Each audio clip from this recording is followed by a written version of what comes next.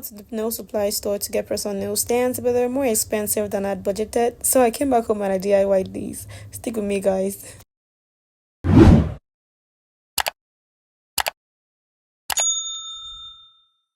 Hi guys, it's your girl here again, and today we'll be doing a DIY tutorial. So that's just me picking out the nail design I was going to do, and well, let's just get right into it. So first off, I already did one side. Well, I was going to do just 5 fingers for the press-ons, but then I figured that I might as well do a full set. So I just split that paper in half. So all you're going to need is just some paper, like a cardboard paper or carton or something like that. Next, you grab a toothbrush, you cut out the part where the bristles are, just that neck. Yes, you cut it off because you are not going to be needing that. So I just went ahead and cut mine off camera, and right now I'm just showing you that part that curves upward. I'm going to cut it off because you want to have this as flat as possible to prevent the nail polish rolling sideways or anything like that.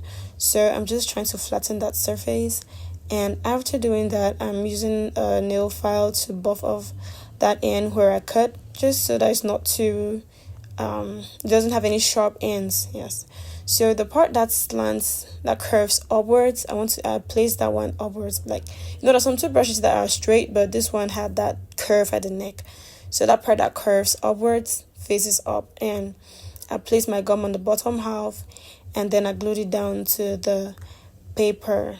All right, so you don't want anything, the paper doesn't need to be anything too big, as you can see what I have there.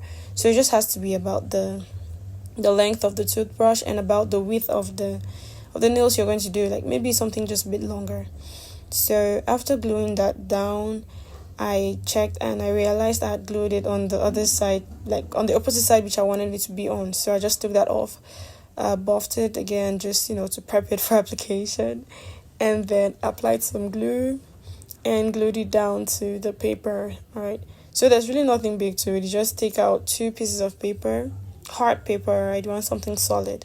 If your papers are a bit soft, you can fold them and then glue them together so that they are firm. So after gluing that down, I was just making sure that they were the same length.